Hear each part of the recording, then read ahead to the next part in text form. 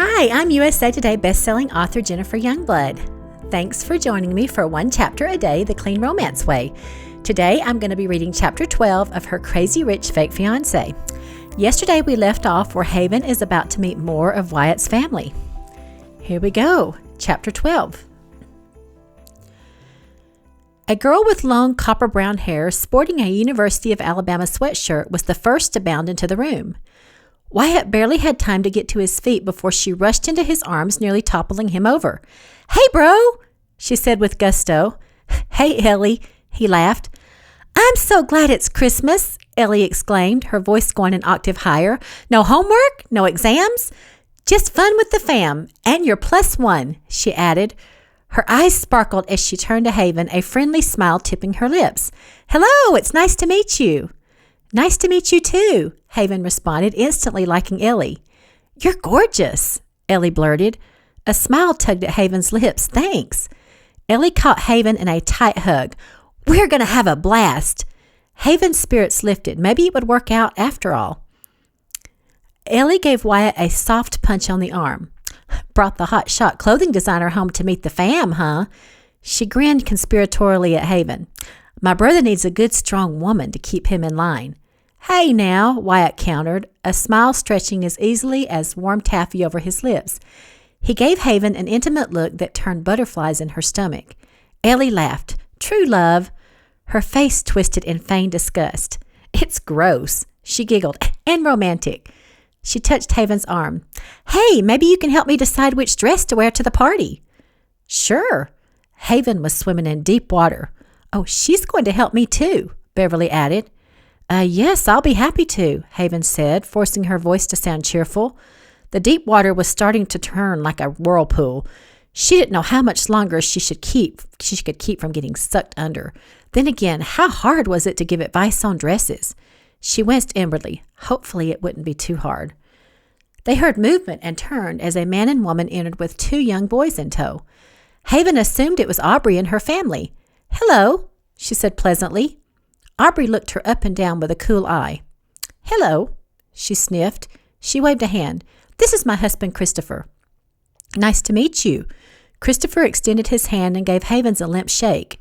It was like he feared he'd crush her hand if he clasped it too tightly. He looked every bit the banker with his lanky frame, tailored sweater, and John Lennon-style glasses. His coffee-colored hair was tapered on the sides and back and longer on top where it formed a stylish wave dipping over one eye. He was good-looking, a little too pretty for Haven's taste, with perceptive light eyes.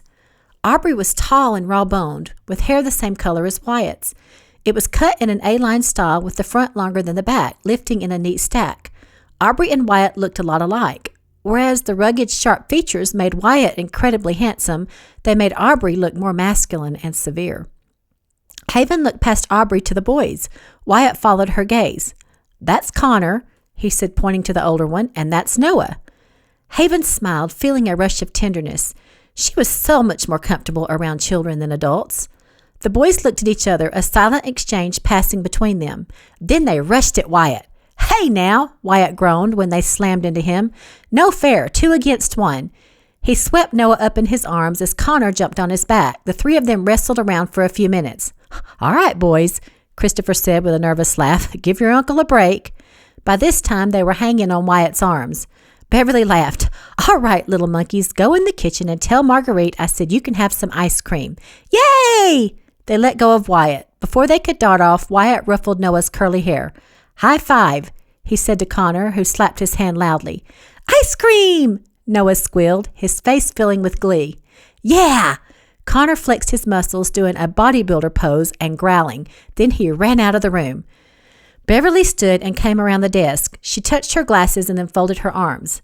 "We've got to do something to unleash that energy before they tear the house apart." "I don't know that ice cream was the best idea," Aubrey said. "They'll be bouncing off the walls."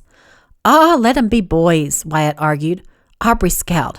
"That's easy for you to say. You don't have to deal with them 24/7. "Oh, they'll grow out of it." Christopher made a face. "Hopefully." Aubrey shot Wyatt an irritated look. "Well, you never did." Wyatt rocked back in surprise as everyone else laughed. "Let's go into the living room," Beverly suggested. She strolled out of the room like a graceful dancer as the rest of them followed. Wyatt draped an arm around Haven's waist. A dart of electricity tingled through her as she snuggled into the protective curve of his shoulder. When they took their seats, Haven's eyes rounded as she took in the enormous tree that towered well into the second story of the cavernous room with an open-beam ceiling. The tree was bigger than those she'd seen at shopping malls, the white lights happily sparkling like dainty jewels. Every branch was decorated with elaborate ornaments. The majority were cut glass and porcelain. Red and gold ribbon was artfully intertwined in the branches. It was glorious, breathtaking. Haven felt eyes on her and realized Aubrey was giving her a once-over. "So, you design clothes," she sniffed like it was an insult. "Yes." Haven swallowed hard, fearing lightning would strike. So many lies. "Well, you're also quite the socialite," Aubrey continued, homing in on Haven like a wolf circling a rabbit before the kill. "I see your picture online with a different guy on your arm." Haven's face burned and she felt Wyatt tense. The air sucked in a startled breath as everyone looked at her expectantly. Her mind scrambled to think of a way to answer. "In my line of work?" Her heart pounded so fiercely in her chest she was sure everyone could hear it. She cleared her throat. "Things aren't always as they appear." Wyatt gave her an adoring look. "I'm learning that. The Bren I know is much different than the one in the tabloids." "I guess that remains to be seen," Aubrey said, folding her arms tightly over her chest. "That's enough, Aubrey," Beverly warned, her face glowing red. Beverly looked at Haven. "I'm so sorry." She smiled thinly. "We want you to feel welcome here." "Thanks," Haven mumbled, thinking how these people were going to hate her when they learned the truth. She straightened in her seat, locking eyes with Aubrey. "Regardless of what you think you know about me, you're wrong. I'm not that other person you speak of," she finished, her voice shaking with intensity. "I like her," Ellie proclaimed with a cherubic smile. The words were spoken without an ounce of guile. Haven offered an appreciative smile. "Thanks," she said more genuinely. Wyatt caught hold of Haven's hand as he glared at Aubrey. "You have no right to censure my girlfriend." Aubrey raised an eyebrow. "Your girlfriend?" she scoffed. "Yours and everybody else's. If I were you, bro, I'd be a little more careful about the company you keep." Haven could feel the anger radiating off Wyatt. She glanced his direction, saw the veins in his neck popping out like ropes. He leaned forward. "You know, sis, if you'd spend more time worrying about your own shortcomings rather than picking everyone else apart, your family wouldn't be in shambles. When's the last time you spent time with your boys instead of pawning them off on someone else?" Aubrey sucked in an audible breath, her eyes flashing fire. "You're out of line, little brother." "Now you know why everybody says Aubrey's such a pill," Wyatt chortled under his breath to Haven. "How dare you?" Aubrey seethed. "That's enough," Beverly barked, eyeing Aubrey and Wyatt. She took in a deep breath, rubbing a hand over her blouse to smooth the imaginary wrinkles. Her voice had a frilly, pleasant edge to it as she continued. "We are going to have a nice Christmas, even if it kills us." She clenched her jaw. "Do you understand?" "Yes, ma'am," Wyatt relented. "Fine," Aubrey snapped, shooting Wyatt a death glare. Haven couldn't help but feel awe for Beverly. She was a steel magnolia, all grace and smiles on the outside, but a powerful matriarch on the inside, skilled at controlling the family tides. "Hello!" a deep male voice boomed. "Charles," Beverly said with a half laugh, "you're home." She looked at him in relief. He stopped in his tracks, frowning. What's going on?"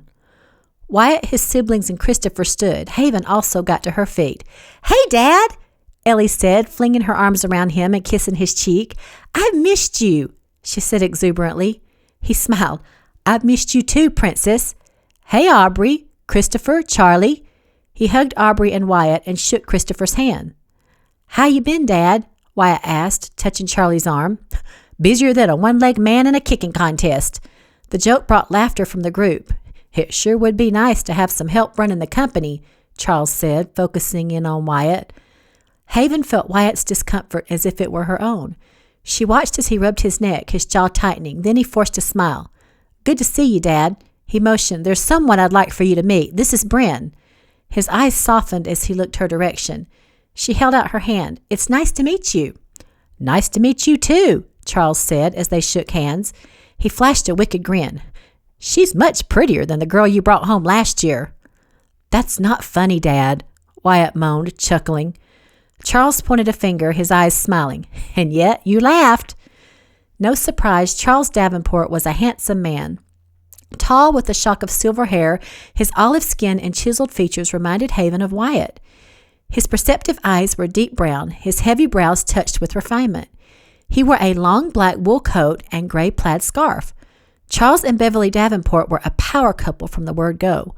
No wonder Wyatt wore his confidence like a second set of skin. He had been bred to greatness. Charles glanced around. Where are the boys? In the kitchen, gorging themselves on ice cream, Aubrey said tartly. Let 'em be kids, Wyatt countered. Do I detect an undercurrent? Charles asked, lifting an eyebrow. Maybe I should get you two some boxing gloves. Nothing worse than usual, Beverly said smoothly, linking her arm through Charles's and planting a kiss on his lips. How was work today, darling? Non-stop. Charles seemed to turn into a teddy bear before their very eyes as he flashed a doting smile at Beverly. But I'm home now for the holidays. You look beautiful. Thank you, Beverly beamed. A rush of emotion went through Haven. This is what she wanted, to have a long-abiding relationship. She wanted to one day have a family with children of her own. Sure, she loved her students, but it wasn't the same as having her own. Charles brought his hands together, his eyes twinkling. So, are y'all ready for some Christmas karaoke? He looked at Haven. You're a brave girl joining this motley crew for karaoke. Haven's eyes widened, apprehension snaking down her spine. Wyatt laughed as he slipped an arm around her waist. Don't worry, we'll only require you to sing one solo. Her stomach tightened. What? Just teasing, he winked. We'll take it easy on you. Relief washed through Haven as she laughed. The feeling of mirth vanished faster than a candle flame in a blizzard when she saw the watchful look of suspicion on Aubrey's face. I'll expose you for what you truly are, Aubrey's eyes seemed to be saying. Haven smiled, trying to soften the animosity, but it only made things worse. Aubrey's look turned venomous, and then she broke eye contact as if dismissing Haven altogether. Haven went hot all over, then icy cold. She got the feeling that Aubrey was a formidable opponent, the kind of person you didn't want to tick off. She'd unwittingly made an enemy out of Aubrey, not because of anything she had done, but because of Bryn's reputation. No telling what Aubrey had read online about Bryn. Chances were it was all true. Why in the heck had Haven ever thought she wanted to be Bryn? Right now, more than anything, she wished she could just be herself. If Aubrey knew who Haven really was, she wouldn't have an axe to grind. The two of them might even be friends. How could she blame Aubrey for wanting to protect her brother? Haven took in a deep breath and let it out slowly. She had made her bed, and now she had to lie in it. Bryn's sins were now hers. She couldn't help but think she was getting just what she deserved for her treachery. Still, it didn't make it any easier to swallow. A little while later, Haven stood in front of the mirror in her guest room, holding up a sweater and blouse. Should she dress up or go casual? If it were up to her, Haven preferred casual. However, the Davenports seemed so grand and larger than life that she didn't want to go too casual and look out of place. Her phone rang. She retrieved it from her bed, her heart nearly stopping when she realized it was Demi. Her throat tightened as she swallowed, wondering if she should answer it. Had her mother heard about the treasure? It was only a matter of time before the media went nuts with the story. While Haven was trying to decide if she should answer, the call went to voicemail. Her heart in her throat, she put her phone to her ear and listened. Hello, darling, her mother cooed. I'm so sorry I got held up in Athens. It couldn't be helped. Short pause. It is so beautiful here, she gushed. I wish you could see it. Anyway, I'm sorry about Christmas. We'll have to plan a time to get together after the first of the year. She made a kissing sound into the phone. Ciao! A heady relief swept over Haven as she laughed and plopped down on the bed. The relief was followed by a sharp jab of anger. It boggled her mind that her mother could dismiss her so easily, conveniently sidestepping the detail about inviting Haven to New York for Christmas. Haven rubbed a hand across her forehead, sighing heavily. So far, so good. So far as the treasure story. Her time was running out. Haven could feel it. She looked at the sweater and blouse splayed across the bed. Finally, she picked the sweater up. She wanted to blend in, but she needed to do it her way. She'd wear some jewelry and a pair of slacks to dress up the sweater. That would have to do. All right. What do you think of Wyatt's sisters? Ellie is great, of course. I really like her. Aubrey is a bit of a peel. That's going to be interesting. It's interesting to see how Haven's perspective has changed since the start of the novel. She was enamored with Bryn's glitzy life and wanted to know what it was like to be her, and now she's wishing that she could be herself. Aubrey is judging her because of Bryn's reputation. Ooh, I thought that was interesting how she was saying that how Haven was thinking, oh my goodness, I'm going to now be paying for Bryn's sins. That's what happens when you take someone's identity, right? How will it go with the karaoke? I'm excited to find out. Here's to keeping it sweet and swoony. See y'all tomorrow.